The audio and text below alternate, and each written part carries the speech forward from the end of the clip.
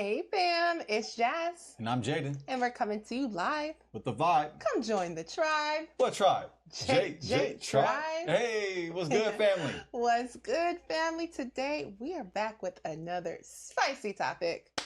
That's right. But before we get into tonight's topic, let's go ahead on and give our disclaimer, baby. If you are a part of the He-Man Woman Hater Club or the I Don't Need a Man clan, get your ass out of here. Yes, to the left, to the left. You're in the wrong place.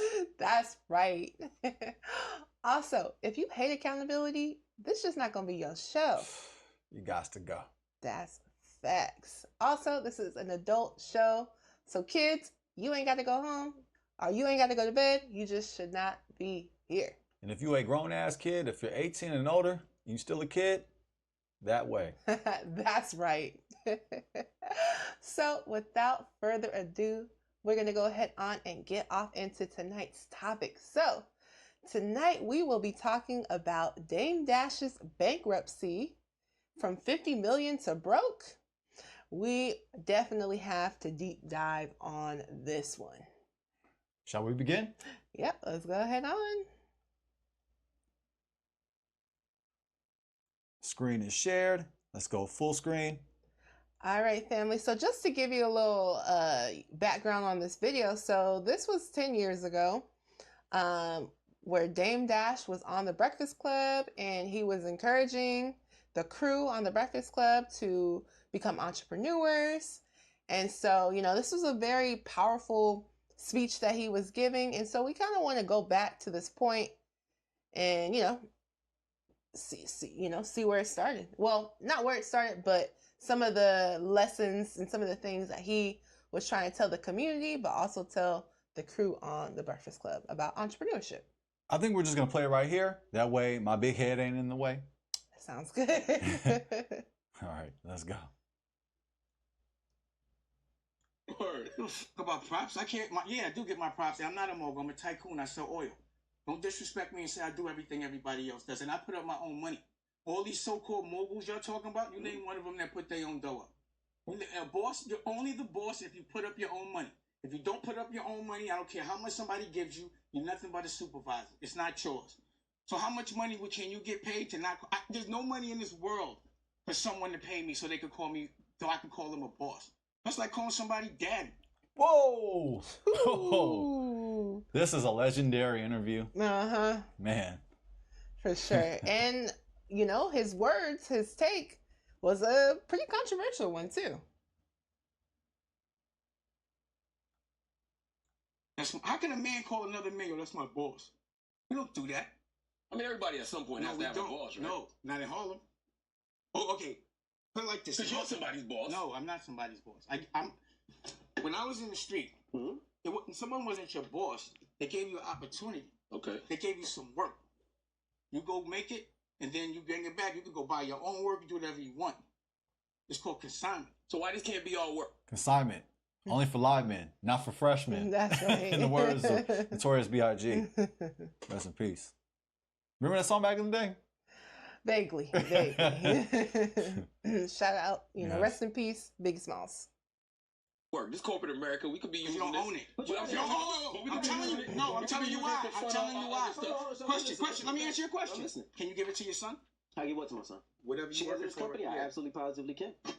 How? Why? Because I own shares of this You company. bought him? Yes. But what I'm saying is, can your son eat? Is this yours to give the whole company This to full you? company is I'm not asking my son's. No. Exactly. It's not Woo! mine. But I own Wait, shares stop. of the company. Listen. That's not my question. If your son needs a job here, can you give it to him? No. No. If your son needs to get some money out the bank from here, some cash flow, can you get it?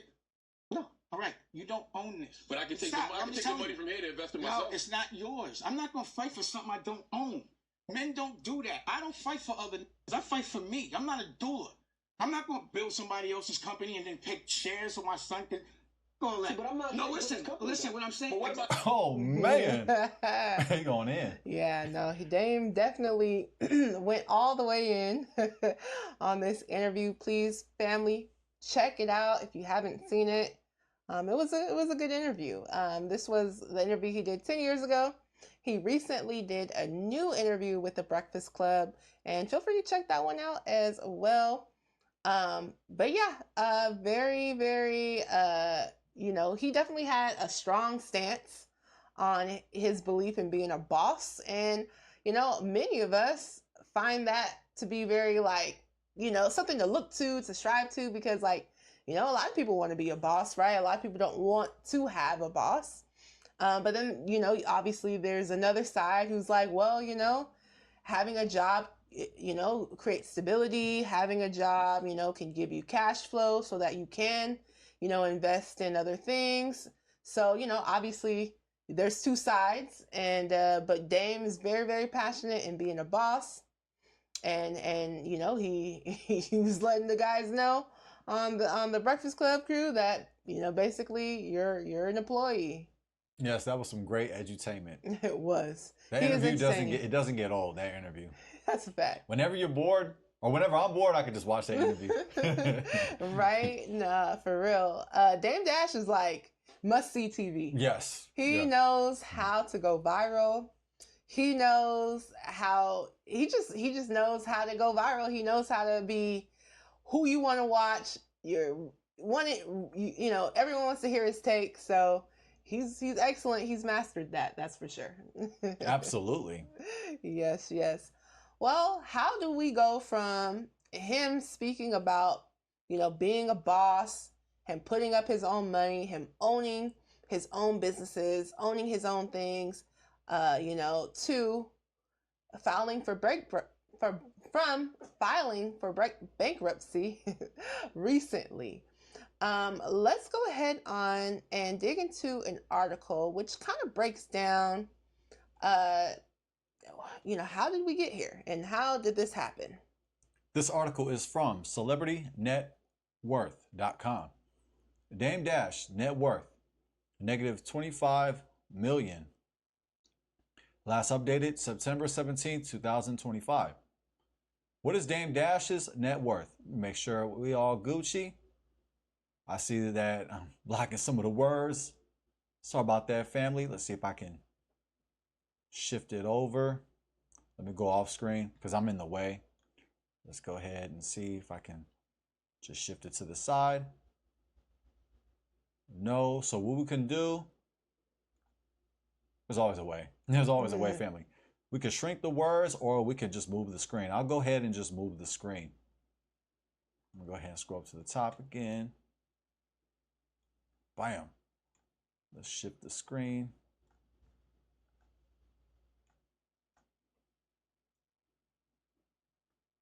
How's that? That's great.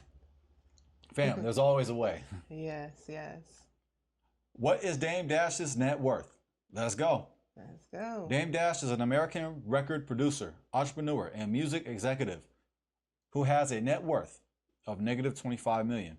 Unlike his one-time partner Jay-Z, who today is a billionaire, Dame Dash has experienced a number of reported financial issues in recent years, including a bankruptcy filing in 2025 in which he listed 25 million in debt and just 4,300 in personal assets. Dame Dash is best known as the co-founder of Roc-A-Fella Records alongside Jay-Z and Kareem Biggs Burke. Born in New York City, Dame began his career in the 1990s, managing Jay-Z and helping launch his debut album, Reasonable Doubt, in 1996. I had this album, legendary album, one of the greatest hip-hop albums of all time. Wow. Wow. I would say one of the greatest albums, period, no matter what genre. Yeah. Yes. This Jay-Z was, I mean, you can make an argument. This was his best album. Wow. You could make that argument. You can. His best album. Now, I know there's some Jay-Z heads out there that might disagree with me, but I'm just saying, though, he brought something new. Like his style, it shook up the game at the time. Wow. Wow. So you would say that this album really put Jay-Z on the map. Absolutely. Absolutely. Yeah. Yeah. It propelled his career. And he's been around before this, 1996. Uh-huh. He was partner with, help me, fam, help me. Is it J-O? Jay? But Jay-Z was a partner. He was like a secondary partner. Yeah. He had a group, right? He was in a group. He was in the album. Well, he was in the video, and Nas made a reference to him wearing Hawaiian shirts. Oh. But I'm going to go ahead and get the name. Yeah, for sure. Yeah, Jay-Z. What do you guys think? Do you guys think that Reasonable Doubt was Jay-Z's best album? Let us know in the comments. We'd like to hear from you guys. But clearly, you know, his work with Dame Dash on Reasonable Doubt, I mean, it was a great collaboration. Jazzo.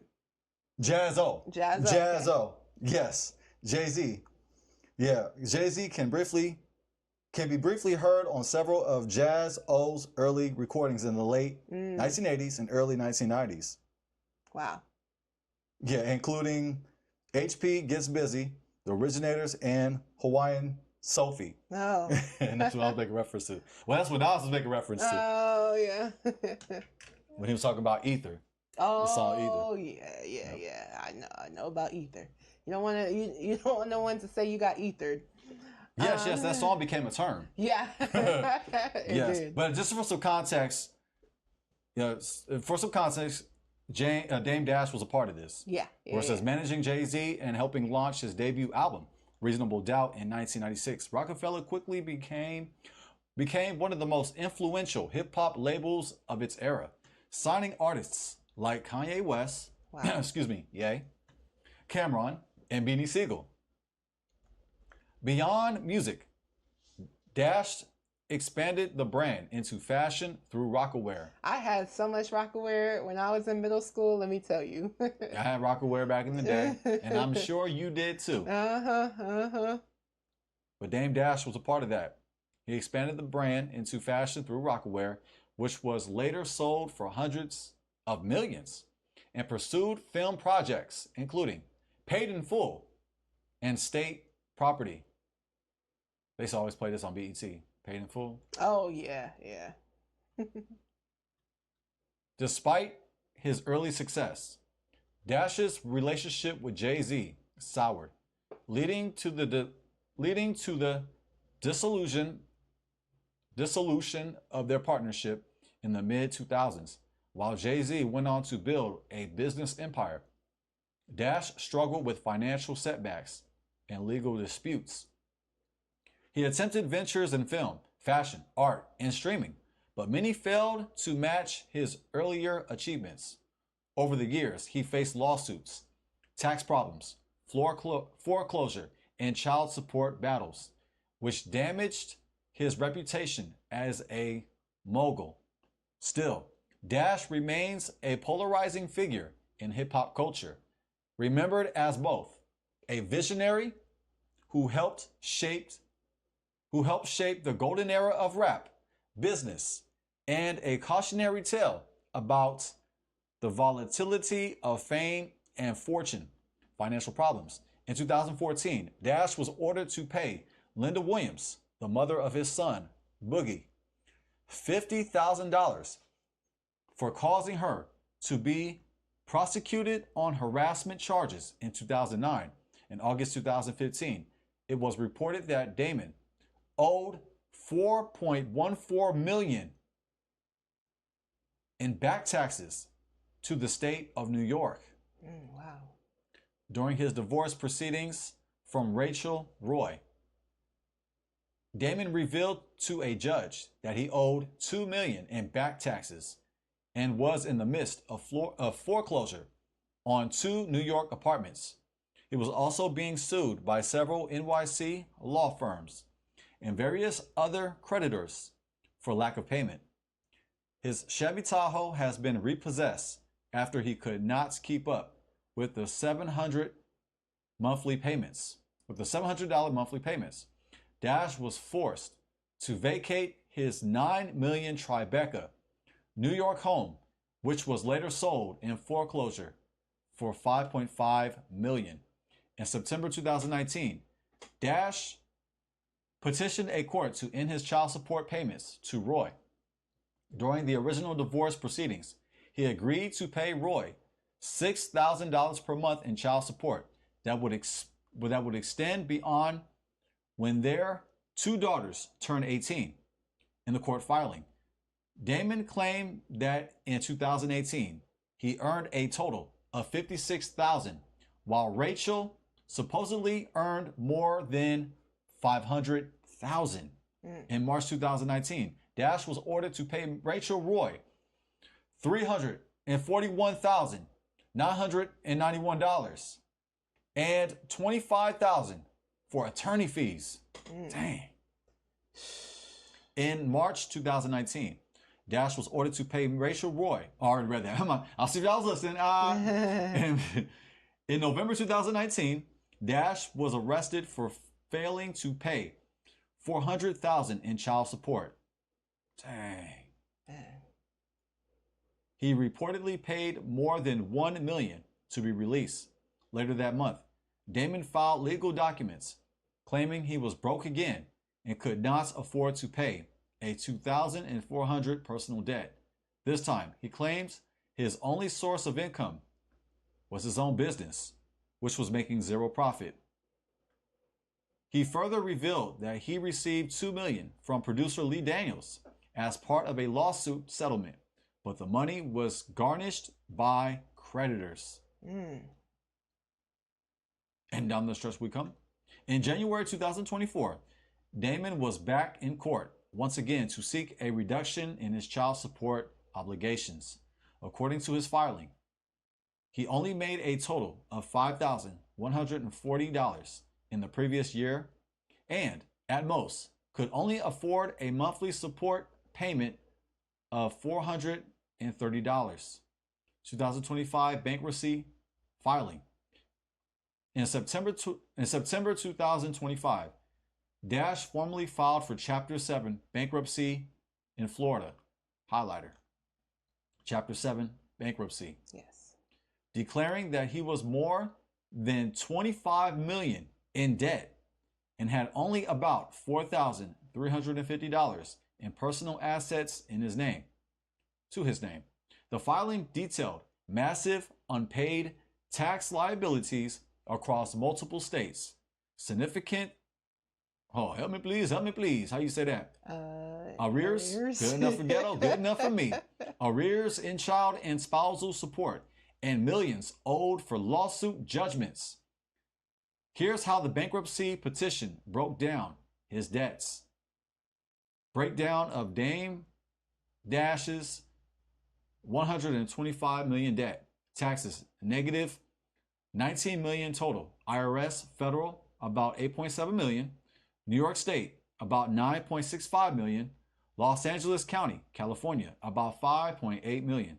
New Jersey State, about $3.5 million. Dang. Domestic support obligations, negative $650,000.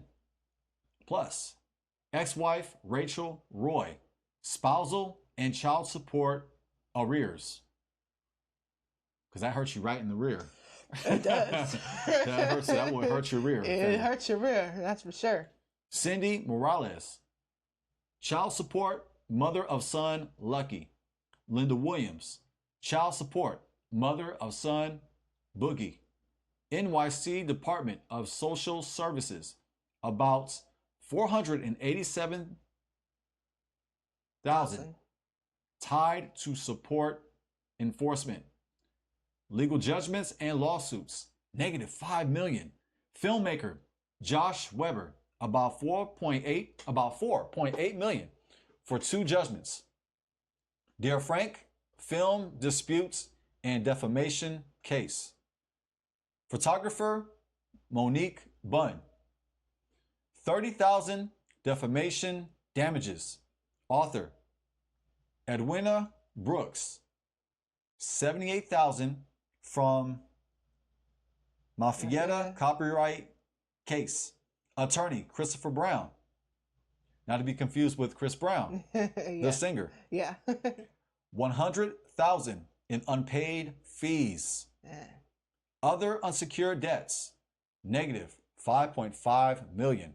Miscellaneous lawsuits, unpaid wages, and business liabilities. Roc-A-Fella share auction. Through the years and his various controversies, Damon never sold his 33.3% stake. Let me highlight that. His 33.3% stake in Roc-A-Fella Records. In July 2024, it was revealed that his stake would be auctioned by the U.S.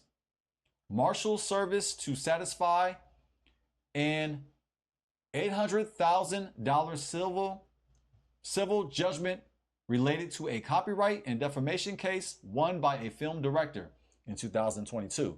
Roc-A-Fella Records still owes the rights to Jay-Z's Reasonable Doubt album. The auction documents list that album as the company's biggest asset. The minimum bid for Dash's 33.3% stake is $1.2 million. In September 2024, Damon took to social media to complain that Jay had sabotaged the auction and caused the potential value of his 33.3% stake to plummet. As a result, he would be less likely to be able to afford to pay off the roughly $130,000 he owes in child support and the $1 million he owes in back taxes. Even the New York City Department of Social Services steps in to complain about Jay and insisted that whoever buys the rights will own them through 2098, not 2031, as some had implied online. Yeah, because I remember hearing about that too online, about how Jay-Z was, okay, so supposedly the rights were going to go back to Jay-Z or something after 2031. So interesting, the state of New York stepped in and was like, no, you'll be owning this until 2090, what he said, 2098? Yes, 2098. Wow. Right here. Yep. Okay. So yeah, even the New York City Department is like, hey, we need this money basically from the stake. Legal issues. In 2012, rapper Currency sued Dash for $1.5 million, accusing him of releasing music without his permission. Dash's attorney put out a statement that the music was released legally and by the book. In June 2022, a lawsuit was settled between former Roc-A-Fella Records label owner Jay-Z and Damon Dash that claimed Dash was planning to sell his percentage of ownership to the record label's first album, Reasonable Doubt, as an NFT. Interesting. The year prior, Jay-Z placed a restraining order to prevent Damon's attempt. In early 2023, Dash was mostly cleared of a sexual assault allegation by a federal jury. Monique Bunn sued him in 2019 on counts that he touched her inappropriately while she was sleeping at his house during a video shoot. The lawsuit originally sought tens of millions of dollars, but jurors awarded Bunn $30,000 in damages after not finding Dash liable. Wow. Okay, I think if we could probably just stop it. You want to end it right here? Okay. Yeah. You guys feel free to check out the rest of this article on Celebrity Network to hear, the backstory of Dame Dash and everything like that. He definitely has a really interesting story of how he, came up in New York. He was a hustler and how he turned that into a business empire. Absolutely. For sure. Some things that really stood out to me in that article is it seems like Dame didn't have a financial advisor or tax people. So it seemed like he didn't have a CPA or a tax attorney and just legal help, financial help, right? As an entrepreneur, there is a lot that you have to do, right? You have to maintain your taxes. You have to make sure that you're doing things the legal way, the proper way. And if you're unsure about that, you got to seek help for that, because one thing about it is the government's gonna want their tax money. Like, That's right. they're gonna want their tax money. Shoot. So, and that's something that unfortunately a lot of entrepreneurs do get caught up in. But I would suggest any entrepreneur out there, don't play about your taxes. Start making arrangements. If you need help, seek a tax attorney, seek a CPA. Just make sure that you don't get yourself in a position where you're having to pay back taxes, because not only are you going to have to pay the original taxes that you owe, but then they're going to stick more money on top of that for your back taxes. So definitely be careful. It seemed like that was his biggest, where he owed the most. Also with the child support, that was like the second thing where he owed the most. And so that's also something for all of us to be cautious of, right? Be careful who you have children with. Understand that having children, especially, just having children is an expense, as we know. And also, in America, if you have children with someone and it doesn't work out, you can be liable for child support. So we have to make smart choices when it comes to, who we're having children with, because that can come back and be, something that you owe, right? And the thing about child support as well is that they do back child support, right? So, not only are you owed everything that you were originally supposed to owe, but now they're putting more money that you owe on top of that because you're behind. So that's something to be very careful about as well. Ignoring it won't make it go away. And honestly, even his Chapter 7 bankruptcy, I don't believe that those two things he is going to be able to avoid. The government's still going to want their tax money. They're probably going to set some sort of payment arrangement for him to where he can make, maybe smaller payments each month. But the government's going to want their money. And also, too, the child support thing, he's going to have to make payment arrangements for that as well, most likely, because those are two things that, I don't think he's going to be able to get out of.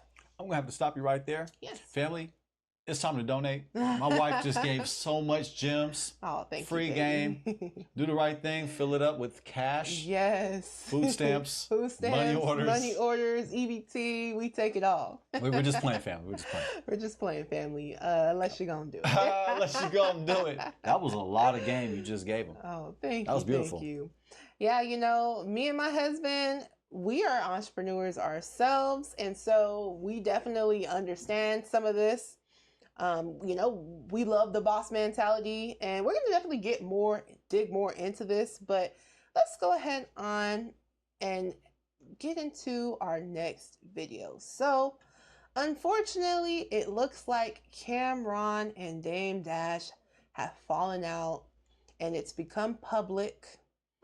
And Dame Dash recently did an interview speaking on his fallout with Cameron, and Cameron responded. But let's go ahead on and listen to what Dame Dash had to say in regards to him and Cam falling out.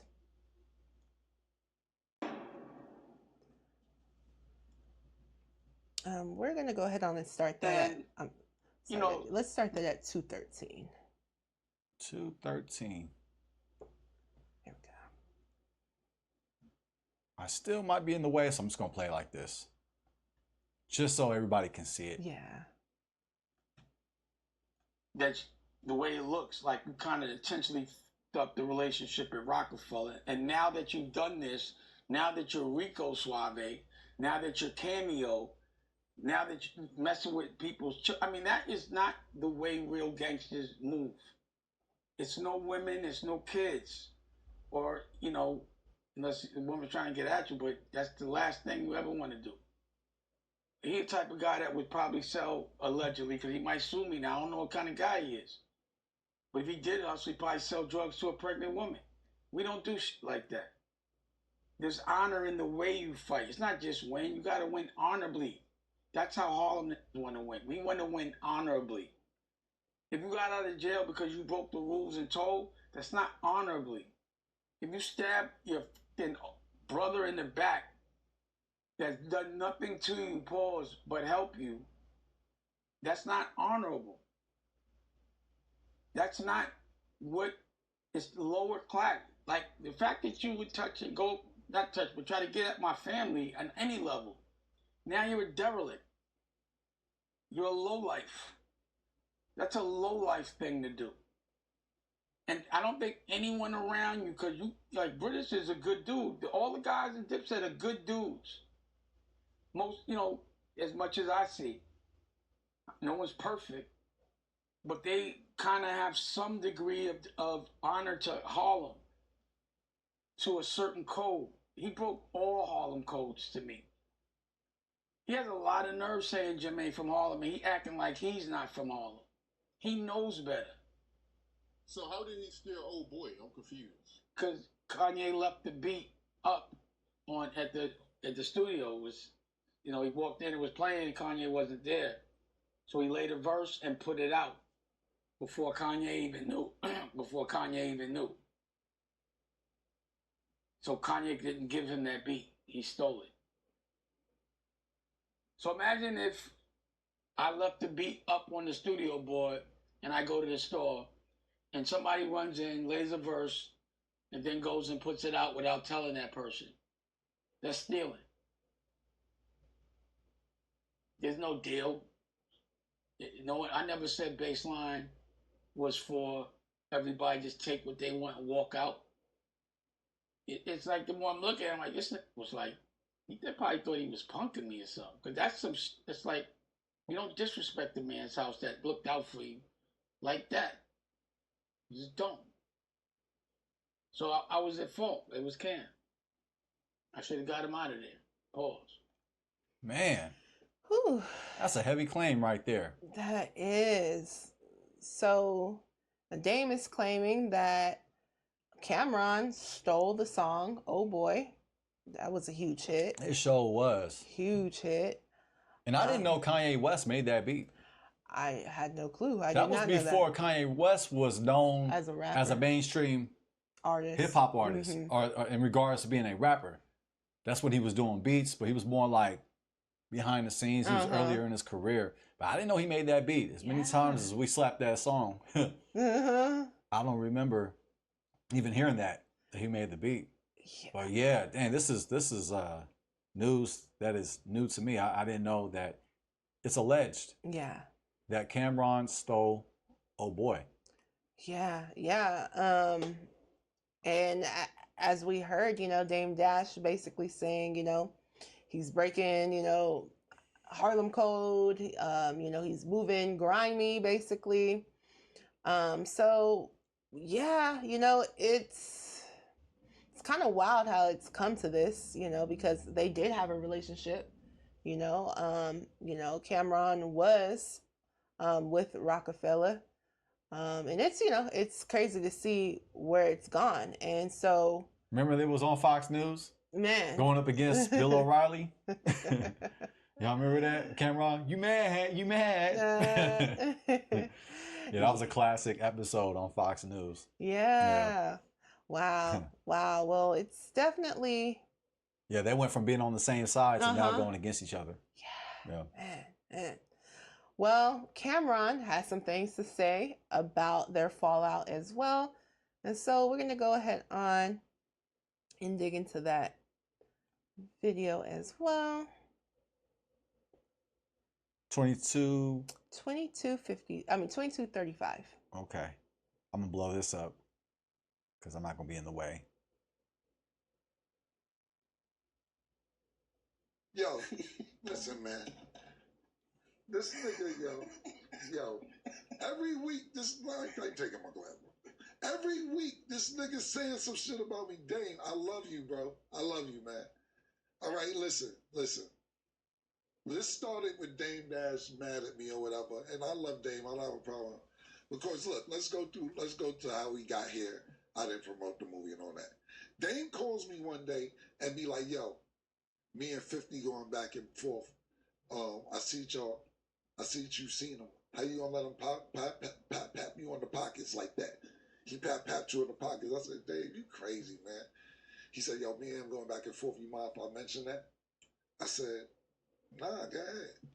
Instead of him saying what he told me on the phone, he said, yeah, and Kim let 50 Cent smack him on the ass. What kind of grown man let another nigga smack him on the ass? I don't like that, Cam. All that smacking on the ass. Word? That's what so now niggas is just randomly smacking me on the ass. He said, what do you do when a big strong nigga just comes and smacks you on the ass? Okay. So, you know me, Sin. If I didn't do nothing to you, I got an invisible mute button. I'm going to tune you out for a while because that was unnecessary. There was no reason to do that. Next thing, he's on another podcast talking about somebody asks him, you feel like your artist should take better care of you because they're up and it seems like you're going through financial trouble or whatever, they should look out. And then the interviewer says, you know, Kanye, Jay-Z, Rachel Roy. Stop saying Rachel Roy. And Dave says, Cam. So you're throwing me in there, pause, and nobody even asked about me. Cool. Then I say what I say. He says I'm trying to diss him and come out. Bro, Dame, I'm never dissing you, bro. Ever. All I'm saying is that you had wild bread and to me you mismanaged your money. This, that, and the third. And bro, I'm not gonna say never, I never had, I should say, 200 million at one time. Period. He does another interview. What he say? They ask him, yo, what you think about Cam? I think about Cam saying you don't manage your money right. That's girl shit. Girls talk about other niggas' financial shit. Girls talk about niggas shit. This, that, third. So now niggas smacking me on my ass, and I'm talking like a bitch.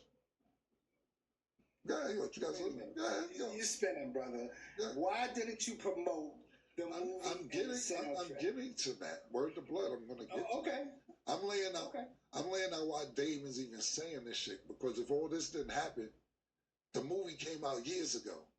He could have said that years ago. I'm giving you all the information on why he's saying what he's saying. Like the video, family, thumbs up. We appreciate it. Yes, please do.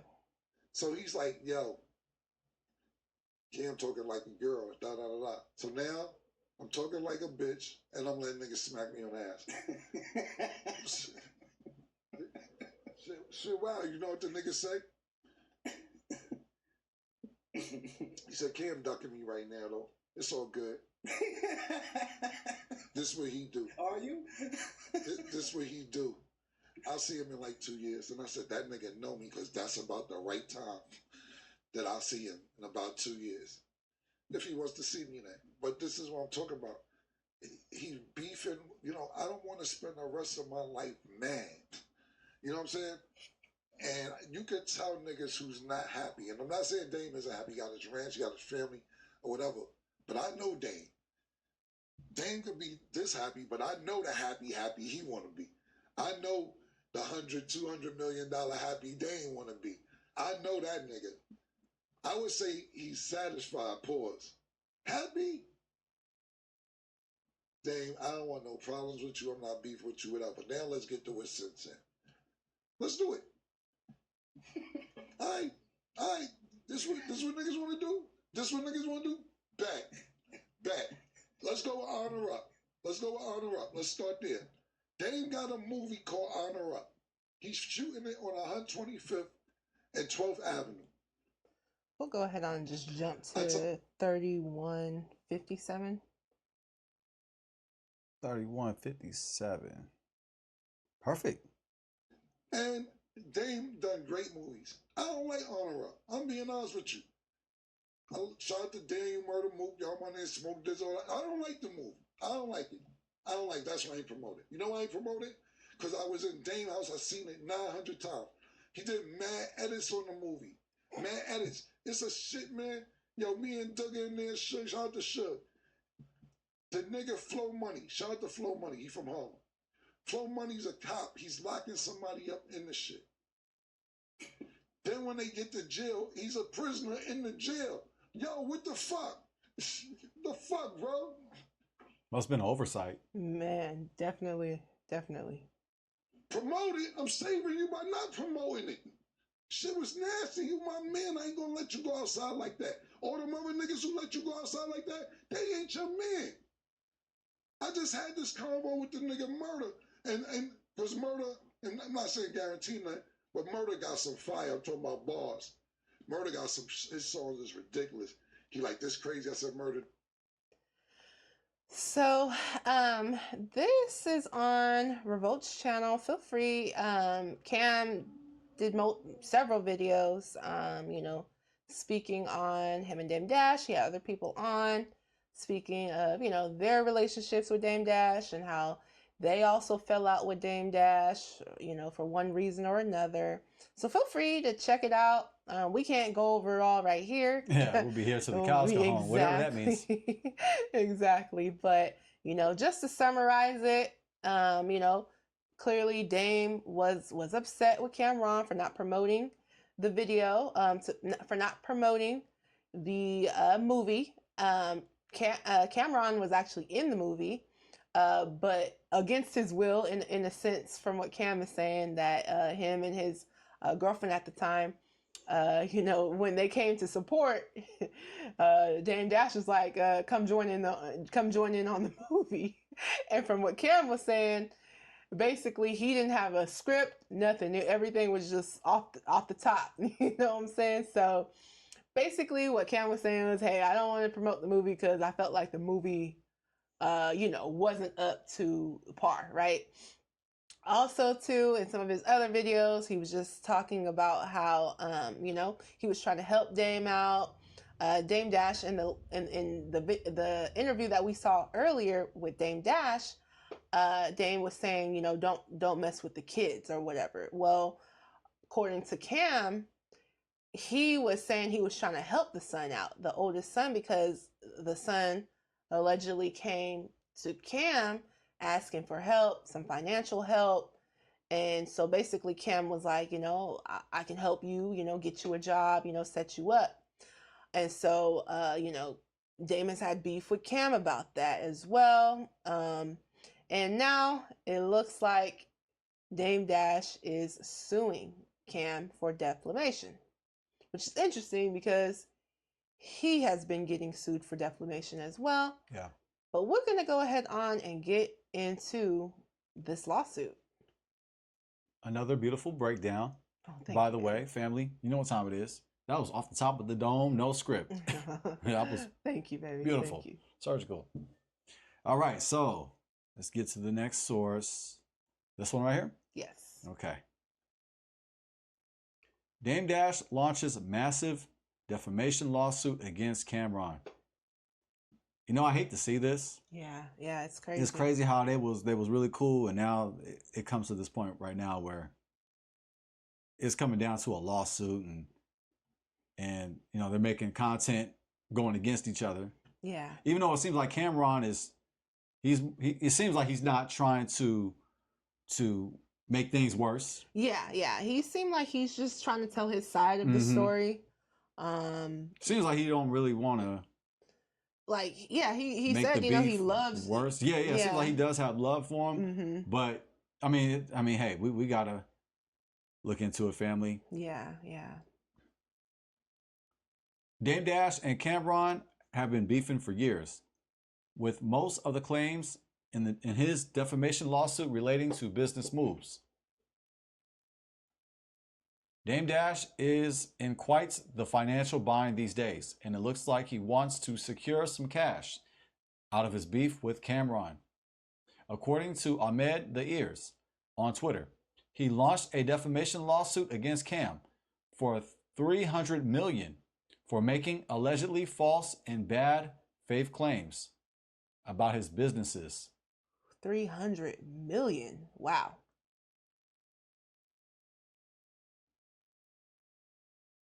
This news reportedly comes from Dusko Poppington on IG and shows a letter of formal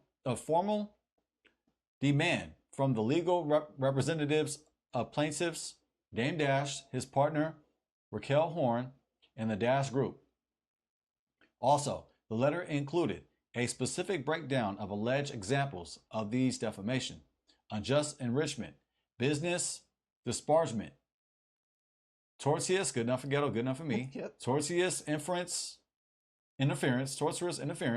conspiracy, and harassment accusations. First, the letter mentions Cameron's comments about Dame Dash and his partner Raquel Horn, his diminishing of the Dash Group's business acumen, his references and attempts to reach out to Dame's sons, cutting him out of a cannabis deal he helped set up, unrightly securing ownership and profit rights to the Dipset clothing company, which Dame co-founded, and detailing confidential talks with Roc-A-Fella that damaged Dame's relationship with them and Jay-Z. Dame Dash Cameron lawsuit. Dame Dash is now suing Cameron for sorry about that, family. For Cameron for $300 million for defamation of character. Yeah, we don't have to go into that, but family, feel Okay. free to check this out. They posted, it looks like some of the paperwork there, so feel free to check that out. We'll go ahead. We're going to go ahead and pick it up right here. Yeah. Furthermore, this lawsuit seeks $300 million in damages for alleged reputational harm, emotional distress, and loss of business opportunities, and alleged business disparagement and financial interference regarding the Dash Group. Also, the lawsuit gave the Dipset MC a list of demands to comply with within 14 days of receiving a letter. This list includes a cease and desist to halt Cameron's allegedly defamatory criticisms of Dame Dash. Thank you. Removing social media posts, issuing an apology online, giving Dame ownership rights to the Dipset clothing company and the G5 Pink Mink Cannabis Company, accounting all profits and revenues from these companies, and preserve all communications, social media posts, and business records regarding Larry Smith and these companies. Killer Cam's got other issues to handle, and we will see how far this defamation suit goes. Their beef spans a few different eras in hip hop, or at least they provide a lot of the context for it. As for whether he and Dame Dash ever settle their differences, this might be their last chance to do so. And this article was from hotnewhiphop.com. Yes. That's unfortunate. It's unfortunate to see them go. Well, see this happen. Yeah. And Dame Dash is coming at Cameron like this. Yeah, it is unfortunate to see. Seems as though they should have been able to talk it out, but apparently they couldn't. And yeah, I'm not gonna lie, the timing seems convenient, right? You're going through what you're going through with the bankruptcy, and now all of a sudden he's bringing the fact up that, oh, well, you did me dirty on this business deal, you cut me out of the cannabis deal, and so now Cam ruined, allegedly, according to Dame Dash, Cam ruined his relationship, him and Jay-Z's relationship. So it's just interesting that now all of a sudden he wants to go and sue for $300 million. It's the timing of it. Yeah, it's interesting. That's very interesting. Yeah. Well, family, let us know, what do you guys think about this? Do you guys think that this is a desperate attempt for Dame to get some money real quick, because it's possible that the business ventures are not going as planned? Let us know your guys' thoughts. Also too, Dame on his recent Breakfast Club interview was saying that he was the chairman of Revolt, and Revolt is where Cameron has his show. According to Cameron, he has signed an agreement where Revolt can use Cam's content on their channel, on their platform. But Dame Dash said on his Breakfast Club interview, the recent one, that he was the chairman of Revolt, and that he's Cameron's boss now. Well, Revolt came back and they said that they denied those claims. They said that Dame Dash was not the chairman. So that was interesting as well. I gotta do it again. Off the top of the dome. Oh, I'm telling you. You put in the hard research, fam. Do the right thing. Oh, thank you, baby. And also, let's pass it around for you. I get to pass around? Oh. Yes, because you've been reading all the articles and, it's been a lot of reading, I know, so I appreciate that. Oh, baby. you're so sweet, baby. I appreciate that. Well, babe, let's go ahead on and get off into some questions. Question time. Oh, I love question time. And let us know what you think of these questions. Feel free to answer these questions as well, family. Yes, we love to hear from you guys. We want to hear you guys' opinions. And if there's any information that we left out and you guys want to give to us, we're happy to hear about it. Yes, we appreciate it. Yes, for sure. Okay, so in hip-hop, being flashy and arrogant and the loudest in the room is often celebrated. Has that image aged well, or does it hurt more than it helps in business today? I think it helps the hip hop industry. It helps in regards to sales. Being flashy and arrogant, it's part of the fruits of the spirit, by the way. It's part of the fruit of the spirit. Flashiness, arrogance. What chapter is that in? It's in First Hades, chapter 66, verse 6. Oh, yeah. Yes, it's in there, family. Don't read that. But it will help your career. It's always been a part of the industry. And I would even argue, even from the genesis of hip hop, and I love the history of hip hop, going back to the early 70s, going back to 1973 in South Bronx, arrogance has always been a part of hip hop. Oh, I'm better than you. I'm a better MC than you. I'm a better DJ than you. I'm a better break dancer than you, B-boy or B-girl. I'm a better graffiti artist than you. It goes back from the genesis of hip hop. It's always been about competition. It's always been about bragging how great you are. So I think it actually, it helps the industry because that's what hip hop has always been about. Now, for example, they sell the dream. Hip hop artists, they sell the dream. They sell the fantasy of looking wealthy, of wearing wealth around your neck, wearing gold jewelry. From back in the days, you see Slick Rick wearing the gold ropes, and you see the artists these days wearing Jesus pieces, which is very interesting. Why would you wear that? I mean, that's a whole nother topic. Yes. You're gonna, I don't want to go there. Yes, I do, but I'm not going to. Don't get a Jesus piece. Yeah, don't get a Jesus piece with the face. Yeah, don't do that, family. That's all kinds of crazy. Yeah, don't do it. But with the Jesus piece and the shades, what they call them, the little Cartier frames. Oh with the frames, and then the grill, the platinum grill, the gold grill. Oh yeah. And then the top brand clothing. Yep, all brand names. Then with the women behind you, or you got all the women. The cars. The mansion. You popping bottles. Yep. The mansion, the fake mansion that you don't own, that you're renting out for the music video. Man. And the cars that you're renting out as well. The vacations, being on the beach, being in places exotic. Jet skis, yachts. Driving a foreign with the foreign. We know. So it's always been a part of the industry to sell the dream. So in that regard, it's actually beneficial for a hip hop artist to sell that dream because it's always been that way. So I think it's lucrative. It's lucrative for the business. Yeah. Now, is that good for the integrity of it? It's not. But Satan sells. Man, that's Satan sells and has the image age well. So yeah, I would say it has aged well. I would say it's not even aging. They're just running the same playbook. Yep, the same playbook. Or does that hurt more than it helps in business today? I think when artists actually live the persona they portray in music videos, then it will hurt that artist.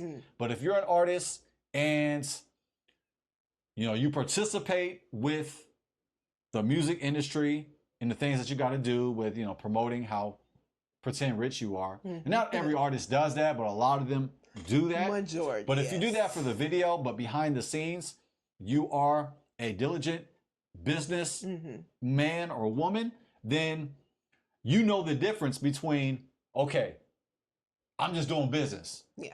I'm doing what an artist is supposed to do, but behind the scenes, I'm managing my finances wisely. So as long as the artists do not actually live out what they are portraying in the music videos, it won't hurt them. It won't hurt their business. But it is a part of the business. Yeah. To look rich, to look wealthy. For sure, right? Yeah, I fully agree with you, babe. Yeah, I think that, obviously being flashy, being arrogant, being the loudest in the room, being that, that flashy kind of a person, it definitely sells. It's especially in hip hop. It is something that's celebrated, right, in the community and in hip hop. However, like to my husband's point, when you make that persona, and really and truly what it is like an act, if we're going to be honest with you, rappers are actors. Rappers are like actors, they're selling a persona, they're selling this fantasy. But if they take that fantasy into the real world, into the real life outside of the TV screens, then like my husband said, I believe it hurts them, right? Because let's say, you're like someone like Dame Dash, and now you're older in age. So, obviously your popularity isn't going to be the same because that's how it goes. You know what I'm saying? You're hot. 1 minute you're hot, the next minute you're not, right? And so if you're trying to do business deals in the real world and you're coming off arrogant and you're coming off like, you're the greatest ever, that can rub people the wrong way. So like my husband said, I think that you got to know when and where to do this, right? If you're doing it for a music video or just to look cool on something, that's one thing. But when it comes to actually handling business amongst business people, that's when you got to get your business hat on, right? And you got to humble yourself. Well, I think we should be humbling ourselves. I don't necessarily like the overly flashy culture that has come from hip hop. I think it can be detrimental because, people are looking to keep up with, by wearing these brands and spending all this extra spending all this extra money. But what does that really do, right? Is that going to help your family long term? So, I think that is something that we can change in the culture of hip hop, where, hey, you don't have to be overly flashy and wearing all these brand names, to be quote unquote cool, And you have artists that understand that. Yeah. Artists like 50 Cent, where, it's facts. as a music artist, he's going to be flashy. He's going to be confident. He's going to be overconfident, which is arrogant. But at the same time, he knows business. That's facts. And he invested in business. Yes. And another example, I wouldn't consider him arrogant, but he's always dressed the part, always fitted, always just presented right. He's always presented right as an artist, and that's E40. E40. Yeah, that's facts. Yes, it's Bay Area bias over here. E40. I still believe does not get the credit he deserves. He's one of the greatest hip hop artists of all time. But he always is fitted and always just slick with the words and his creativity. Facts. And he has a way about it where it's like, I would not categorize him as a gospel rapper or anything like that. Yeah. But he be dropping gems that you will get in the word. Yeah. But he does it in a way that's relatable. You feel me? He does it in a relatable way where he just drops wisdom. He gives you game, but he does it in a way that's receivable, that's not preachy. Yeah. But at the same time, he's always fitted. That's right. So he understands the hip hop business. He's always looking sharp. He's got jewelry on. That's right. But at the same time, he has a humility to him. He does. He's humble but flashy at the same time. That's like, facts. So That's it's like facts. That's how you do it. right. No, for sure. And he's always had that. Even Yeah. even back in the day, back in the 90s, like always sharp as a tack with Yeah. his fit and with his words, but got a certain wisdom to him. Yeah. With the words that he say, the bars that he drops. Yes. And like you can look fly, but Yeah. be humble at the same time. That's a fact. That's a fact. You can be witty and you can be with the stuff, as they say, and a boss. and a boss, but not be a sucker or a lame one. Mm-hmm. Or one that's boozy. Mm-hmm. So like you don't have to pretend to be wealthy. You don't have to put on a front. You know what I'm saying? And I feel like that's what a lot of people do in our industry. They look up to these artists and actually try to go out and spend Yeah. their money to look like these rappers. Uh-huh. Oh, instead of buying some stocks, I'm going to buy me a $10,000 Jesus Chain. piece. Uh-huh. Instead of buying property, instead of buying, well, they say about $10,000, putting $10,000 on a property, Mm-hmm. I'm going to buy a car, Yep. Yep, that's facts. some sports car or whatever. Or I'm going to buy something that's foolish, or you're just going to splurge the money Yeah. and put on this persona to get caught up with chasing the Joneses, as you will. Mhm. So I think like E40 is a good example where you can, there's a balance with it. There's a Mhm. balance with it. Yeah, excellent point, baby. Yeah, no, E40, listen, if you guys don't know about E40, definitely check him out. Well, if you don't know about E40, just leave the page right now. Just leave the page and Google. Where have you been? Yeah, where have you been? He's one of the been? top MCs of all time. That's a fact. And he still got it. For sure. It's a fact. A businessman, Mhm. in the industry, independent. He got wine and stuff like that. He's a businessman, but he also raps, right? Excellent rapper. Spitting game when he's rapping, letting people know, how you should be moving. Mhm. And yeah, like you said, I think he has a great balance with that, right? I think that also too, with the whole flashiness aspect of things, even a lot of these rappers don't have the money that they're pretending to have. Talk Right? about it. They're having all this flashy stuff, but what people need to realize is that while you're trying to keep up with them, they can barely keep up with it themselves. Woo! They're getting loans basically from their label, and by the time they get all the bills from their agents to tour costs and clothing costs, they're left with barely any money. A lot of these artists, especially the up and coming artists. So I think that needs to be a trend that we get away from.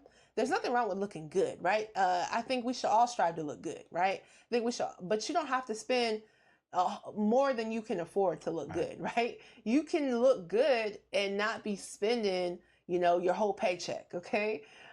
Looking good does not mean that you have to have a Gucci shirt on. You know what I'm saying? So, yeah, I think it's important to look good. But let's have also more focus on our investments, right? Our businesses, let's use our money to buy stocks, to buy real estate, to buy assets, right? Not just clothes and flashiness so we can try to impress other people. And E40, yeah, I'm glad you touched up on that. I'm glad that you brought up the business that he is. Earl Stevens Collections. Yes, he's diversified in assets. That's right. And he's always been tapped in. Slur King. Absolutely. He's always been about business, and he was independent for a long time. Like he's always been in the independent as far as owning your own label and having ownership. Yeah. So I've always loved that about E40. And I love that about a lot of MCs from the Bay Area. A lot of MCs go independent, where you own the majority of the profit that you make from sales. So yeah. Not only the way he carries himself and the bars that he says, but his business, I think that is those are qualities that artists should take notes of. Facts. Yeah, and if you're an artist, something to consider is instead of trying to sign to a major label, it is to be independent, right?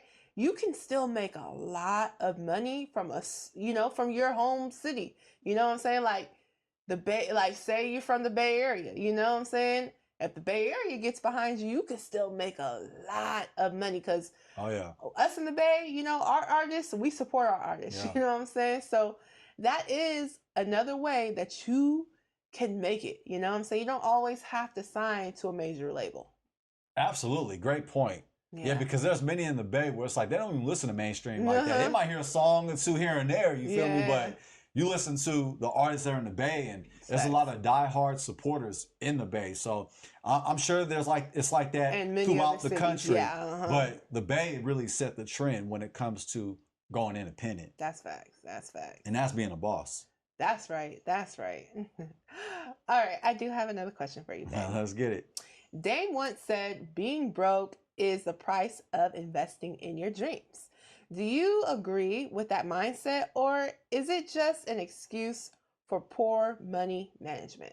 I think for Dame Dash's position that he's in right now, it's both. Yeah. It's both. Because the first part of that question, I actually resonate with. Mm-hmm. Yeah. In regards to being an entrepreneur, you're going to go through a period. However that period may be. I don't know how long it's going to be, but you're going to be broke. You're not going to make a lot of profit. Facts. You're going to be struggling.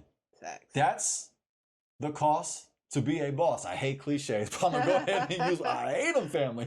Okay, Rick Ross now. It's the cost to be the boss. You have to be able to withstand the period of not making any money. You're spending a lot of money on marketing, on branding, on the product itself. You're spending a lot of time attempting to build relationships, to get your product out there, to adjust your product. And you have to learn patience. That's fact. Because for a lot of entrepreneurs, it's not going to happen overnight. Oh, yeah. However, I believe it's worth that struggle. And to that question, I believe that is what you have to go through in order to become a successful entrepreneur. You have to go through that time period of being broke. So I resonate with that. However, I think for Dame Dash, for him, he is using that as part of his branding. He's using that he's using that for promotion, to cut promos, to stay relevant, to keep us listening to what he has to say. He's always has something to say. He's always getting our attention. So I would say to that question, both are true. Okay. Yeah, I agree. Listen, entrepreneurship is not easy. It is tough, okay? Entrepreneurship is one of those things that will have you questioning yourself. Like, did I make the right choice, right? But you have to know what you're doing it for, right? And that means that you're probably going to have to work harder than someone that has a 9-to-5, because a lot of people who are entrepreneurs have to still have a 9-to-5, right? Because there's going to be a time period where you're not making any money. And when you are making money, you got to use that money to go right back into your business, right? Because for us who have baby businesses, it's like a baby. It's literally like a baby. You're feeding it. You have to, make it grow. You're spending all this money to take care of it, right? And it's the same thing with a business. A baby business is like a baby, for real. Absolutely. Because you're spending money, you're trying to promote it. Some people might be spending money for additional hands that they need help with, depending on what type of business that you're running. Just the stuff that you need on a day in and day out basis with your business, websites, phone numbers.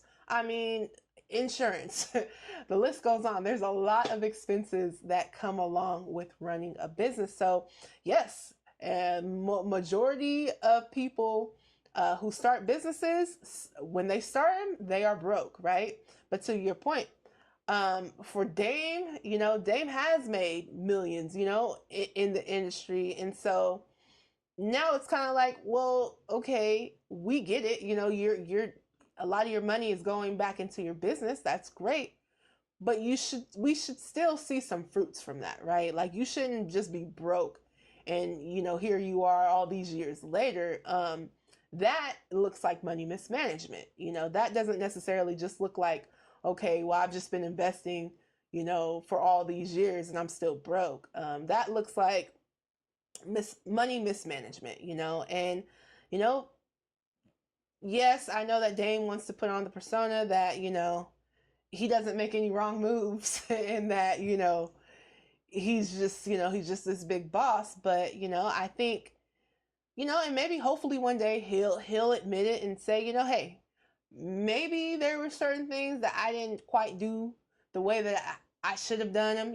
As a business owner, sometimes you have to pivot, right? There's sometimes where you got to cut things if it's not quite working out, right? And also listen to people's advice. Cam was saying in the interview that Cameron was saying in the interview that he was trying to help Dame with some advice, and that Dame didn't want to take it, right? When it came to shooting the film, and basically, he was spending a lot more money than he needed to, right? Yeah, instead of shooting all the takes in that one location, he would record. We'll call it location A and location B. Instead of doing all the recordings at location A at one time and then get the separate takes at location B, he would do the recordings at location A, then jump to B, then jump to C, and then jump back to A. I'm just using that as an example. Yeah. So he even admitted that he made a mistake. He admitted to Cameron, according to Cameron, that Cameron was right. Yeah. He should have just did all the takes at one time at that one place, and then do your other takes at another place to save costs. Yes. So as a business owner, sometimes you need to take advice from other people, right? Especially people that you trust, especially if they have done something similar.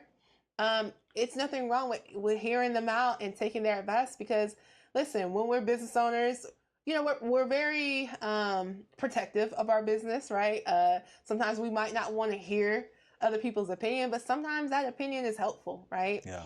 And sometimes we just have to, we have to hear it, because we don't know it all. And so hey, sometimes you gotta make some changes, and there's nothing wrong with that. But I definitely think that entrepreneurship is worth it, but it's not easy. And in Dame's case, I do think that there was some poor money management. I think that he needed a better team. I think that unfortunately, I think that because Dame in his early years saw so much fame and so much fortune, I think that kind of distorted.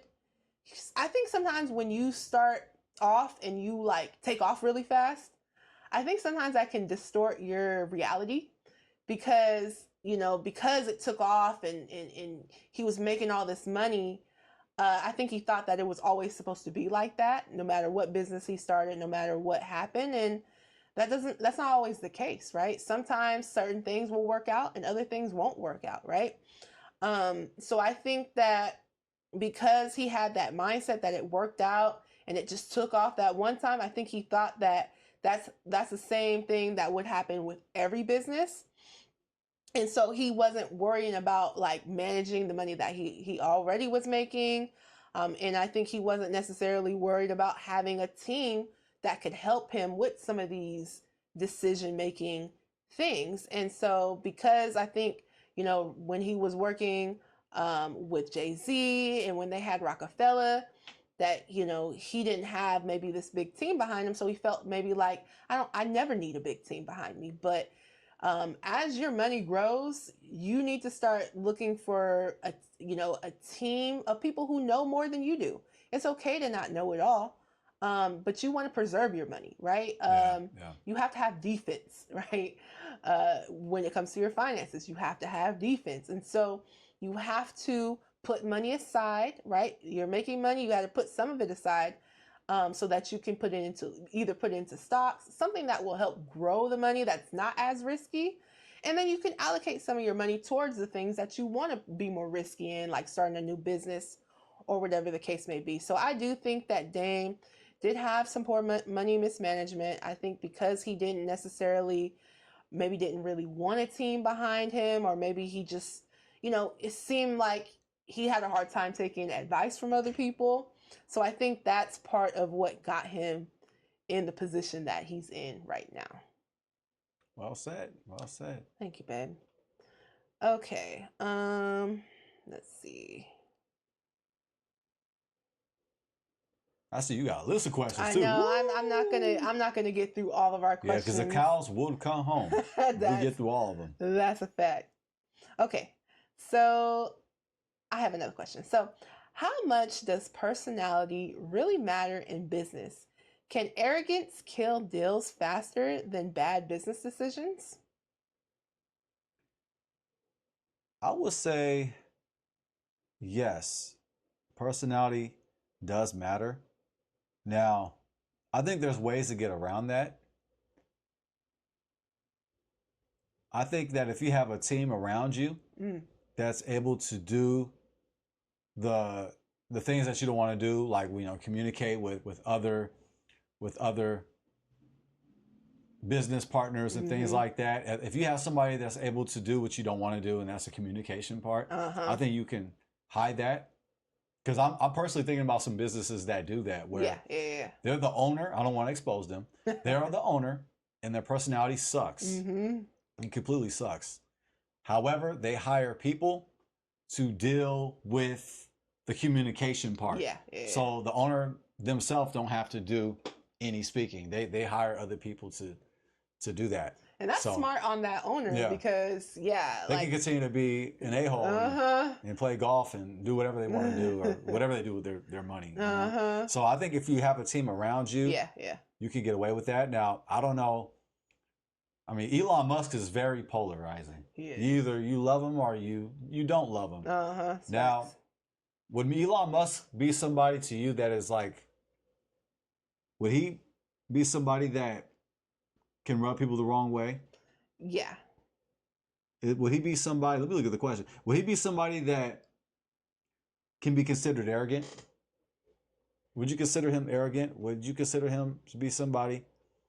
Would you consider Donald Trump, before he was president, to be somebody that's arrogant? I mean, those are two polarizing individuals that are billionaires, and they don't have the greatest of personalities. Yeah, I agree. They don't have, Donald Trump and Elon Musk don't always have the greatest personalities. I mean, I think Elon Musk is. You think he's likable? I think he can. Yeah, I think he. But there's a lot of people that don't like him. There's a lot of people that just can't stand him. He's very polarizing. I think because of the stuff that he tweets. He's like does a lot of tweets and stuff. And I mean, we know that he bought Twitter, changed it to X. He sure did. With the whole, his belief in freedom of speech and things like that, which I think is important. Freedom of speech is important, but his takes, his political takes, definitely pisses people off. And I think maybe there's a certain degree of arrogance about him. Is he the most arrogant, wealthy individual that we know about? Well, he's a person that we know about that's very vocal. There's a lot of wealthy people that don't speak much. They're very behind the scenes. It's true. They're very quiet, but he's the opposite of that.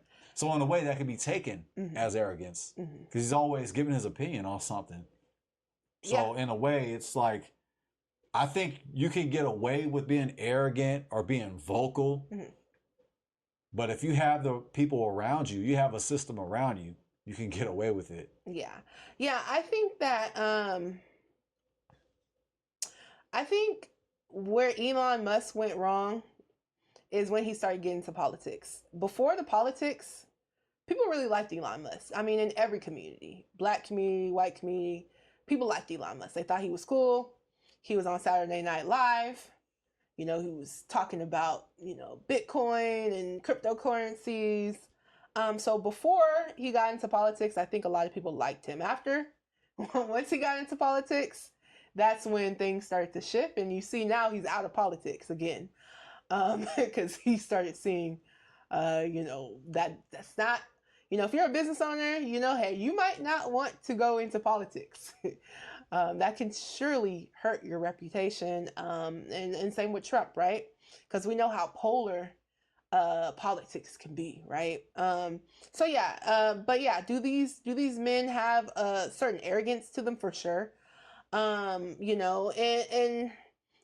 do have to have, not arrogance, but you do have to have a certain confidence to be an entrepreneur, because you have to really believe in yourself, and you have Facts. to scream it, to anyone who will, because a lot of people's gonna doubt you. So you have to be the one that's like, no, like this is what it is. I believe in this, and this is the greatest thing ever. You do kind of have to be that way.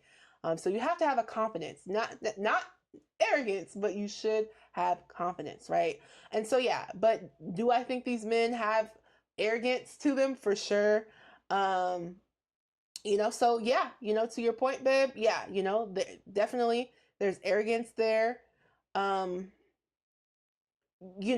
don't know, and this is something that you and I, I don't know, as far as like, any burned bridges that, Elon might have had, or Trump might have had. I'm sure they've, burned some bridges due to, some of their arrogance. But, it hasn't, apparently their arrogance has not affected their bottom line as it has with Dame Dash. But yes. But I would say for the majority of business owners, I think that personality does matter. I think there's exceptions to the rule, but I think it's more beneficial to have a personality, be likable, be kind. Sure. Don't be nice. Don't be nice. You don't want to be a pushover, because business is like war. It is like fighting. It is a battle. Yeah. However, I believe it's beneficial to be likable. 100%. But I think there are exceptions to the rule. So I just wanted to add that edification. Yeah. And the individual that, I'm not going to expose them, but like they are unlikable, but they have a system. So they let the people that they hire do all the likable stuff, like doing the business. The interpersonal relationships. Exactly.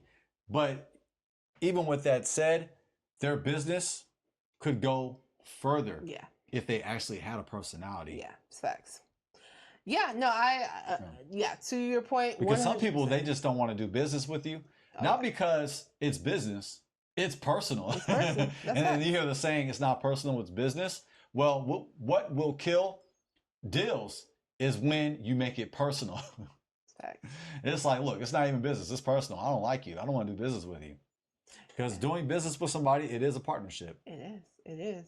And there is something to likability. It truly is. Yeah. I remember getting, getting clients, and, they're saying, oh, wow, I went with you because you sounded friendly. You know what I'm saying? I went with you because you sounded friendly over the phone. I went with you because, you made me feel comfortable, right? So there is, that's a big thing, right? That's a big thing in business. And like my husband said, if that's not your strong suit, then you should definitely find people on your team to do that. But also too, for your own self as a business person, you should still work on it, right? Because you don't want your employees to be like, forget this, I don't like how this person is talking to me. So now you have a heavy turnover rate. So I just think that as a business owner, you have to work on your personality. You should, I'm not saying that you have to be, like if you're not a talkative person, I'm not saying you have to be a talkative person, but you should be, you should be kind. Yeah. Right. And, and also it's okay to take advice, right? I think sometimes too, people can get, especially business owners, sometimes we can feel like, can't nobody tell us nothing. But that's another important thing in business is being able to hear, advice from other people, because sometimes you're not doing everything right. Right. And sometimes when you can listen to somebody else and get their perspective, then you can make some changes to, things that are going wrong in your business. So, But yeah. So Yeah, another example off the top of my dome too is Vince McMahon. yeah. Very strong personality. Uh-huh. The attention goes his way in the room, Uh-huh. and he definitely is not somebody I would categorize as outgoing or kind. You know, he's has a very domineering type of personality. And yeah, I just wanted to say that there are exceptions. Yeah, but I think generally speaking, let's be kind. Let's work on our personality. Yeah. Because it actually creates business opportunities, generally speaking. It does. And it makes people want to stay and work harder for you, right? Like, just think about it yourself. Like, if you were in that other person's shoes, so say you're the boss and you have employees. And if you were in the employee's shoes, would you want to be going hard and working hard for somebody that doesn't treat you well? No, you wouldn't want to do that. So treating people kind could make them want to go harder for you. They feel like they're being treated well here. It can make them want to stay longer. You know what I'm saying? Instead of cutting corners, right? Because I'm just going to be honest, when you feel like you're being disrespected at work, when you feel like the people don't appreciate you at work, you're not going to want to go as hard. You know, you're going to be cutting corners. You're going to be, not getting as much work done as you could be because you feel like, forget this. I'm not being appreciated anyway, and people are just like, well, I just got to stay here because I need some money.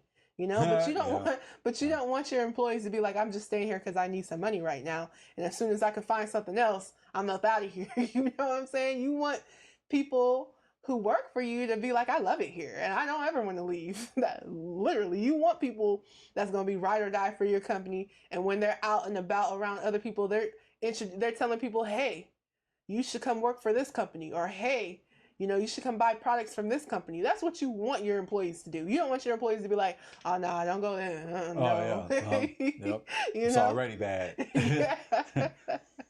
For sure. All right, baby. Last question.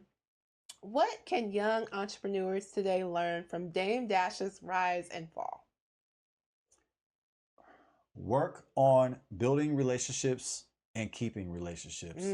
Dame Dash, he built relationships, but he burned bridges. Yeah. And I think that was one of the biggest mistakes that he made. It seems like the people that he goes in business with, it ends up as a fallout. Yeah. They end up falling out with Dame Dash. And I'm disappointed to see Dame Dash and Cameron have their beef family and in the whole lawsuit. I didn't think it would ever come to this. Yeah. To this type of lawsuit with $300 million. Man. And I would say young entrepreneurs, build relationships and keep those relationships. Yes. There's a pyramid in life that we must be about, fam. And that's health, wealth, and relationships. And relationships are so key in regards to business. That's right. You want to build those relationships and you want to keep those relationships. And also young entrepreneurs, I don't know if you've ever heard this phrase, because many of y'all are not listening to your elders. Our elders, they say, it's said in a song from our elders, it's cheaper to, that's right, it's cheaper to keep her. It is cheaper to keep her. And Dame Dash, obviously, is not aware of that saying. It's cheaper to keep her, family. And I think that was one of his major downfalls, if not the biggest. We can debate what is his biggest downfall. Is it him burning bridges, or is it having baby mama drama? Which is another relationship mismanagement. Yeah, it goes in the same category as relationships, and your relationships also are intertwined with your wealth. Because facts. If you don't put a ring on it and keep a ring on it, it's gonna cost you. That's facts. You're gonna have to pay up. And for Dame Dash, he's paying up with multiple women, with multiple baby mothers. And I think that is a major mistake that Dame Dash has made. Yeah. I encourage young entrepreneurs to get married Yes. and to stay married. Woo, Don't do facts. the shacking. Mm-hmm. Don't shack up. You put a ring on it and you stay committed. That's right. Don't go out and pick fruit from other trees. Mm-hmm. Stay faithful, stay married, and stay happy. That's right. So young entrepreneurs, get married and stay married. Woo, that's facts. Yes. Don't go out and creep because it will cost you. And child support Ain't no joke. will take your wealth. Spousal support. Spousal support, child support, Mm-hmm. and check it. They're both biblical. Yes. The concept of child support, spousal support are biblical. That's right. That's right. I know men do not like to hear that. And it's easy for me to say that because I don't have that situation. That's facts. I'm not being arrogant now. I'm being thankful. Because child support, spousal support will drain your wealth. It sure It will. will cost you a fortune. And I encourage young entrepreneurs to get married, stay married, keep relationships, and build relationships. Woo, that's beautiful, baby. Yeah, yeah, excellent points. Excellent points. Yeah, I encourage young entrepreneurs to, hey, take this as you will, but to definitely dig into your Bible, okay? Your faith is going to be tested on many different levels. So you have to have that close relationship with the Most High to keep you going because it's not easy. Entrepreneurship is not easy. Also, too, it will keep you from being arrogant, right? Help you to have humility and understanding that the Most High is the one who is allowing you to gain wealth. I think that also, too, it'll help you maintain your relationships. And also, there's some great business advice right there in the Bible as well. There's so many gems and so many tools that we can get from the Bible family. So, as entrepreneurs, that's important. It's important. It's important. To my husband's point, relationships are key in business. They are so important in business, whether it be business relationships and also your personal relationships, romantic relationships, right?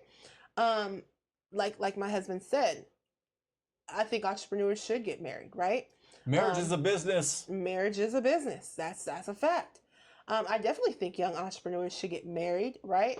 As an entrepreneur, there is going to be times where you don't have the money, right? So having someone else that you can lean on is going to be super helpful. Also, having someone that you can bounce ideas off of, someone who advice you can take and that you can hear a different perspective. Because sometimes as an entrepreneur, you can get really caught up, really focused in, and so it's good to have someone on the outside that can kind of like help you out a little bit and let you know, hey, you know what, and give you that advice that you need, and we have to be okay with taking that advice.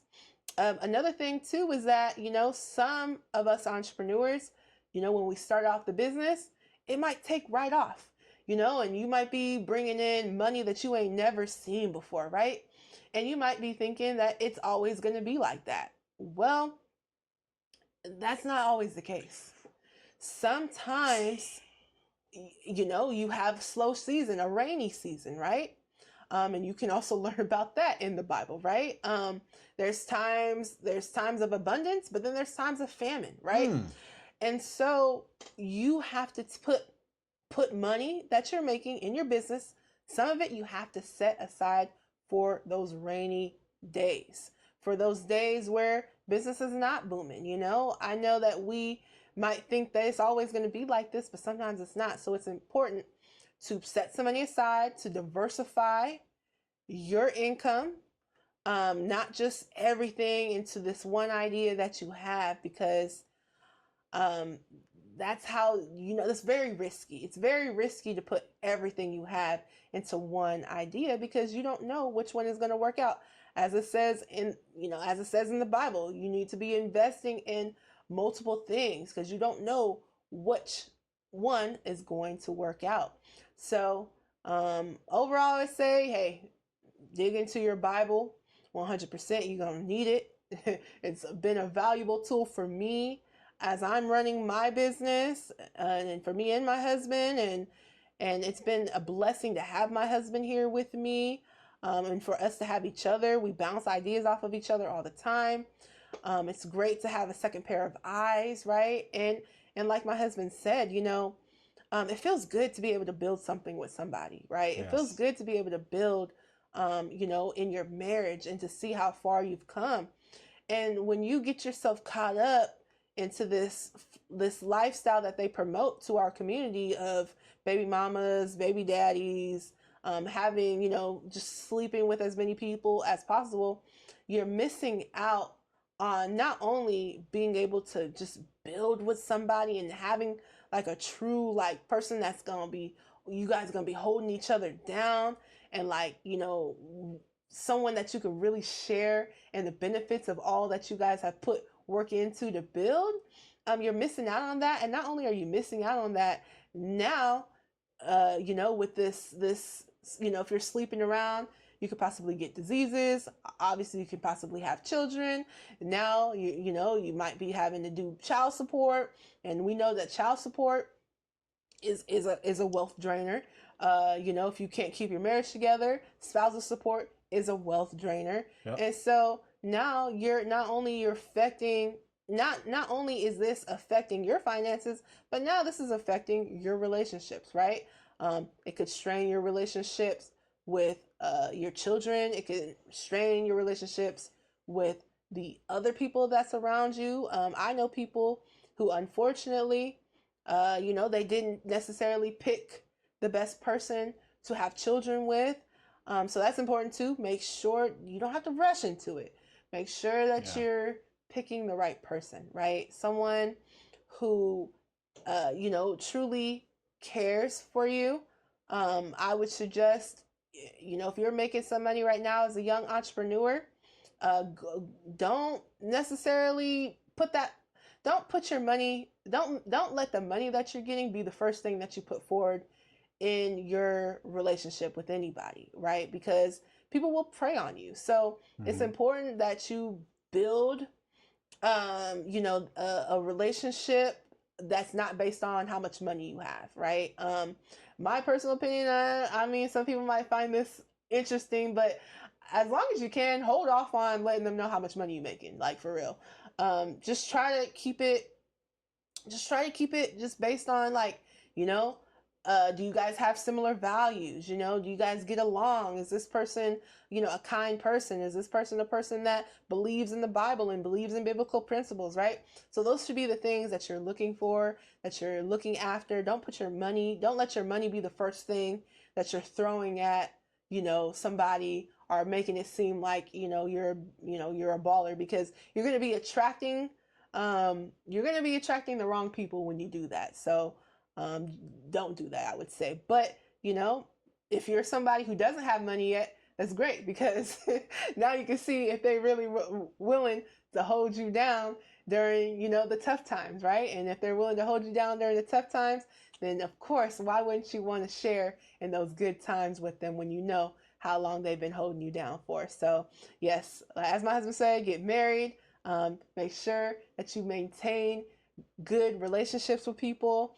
You don't be arrogant. Be a humble person, as it says for us to be in the Bible, and definitely dig into your Bible as a young entrepreneur.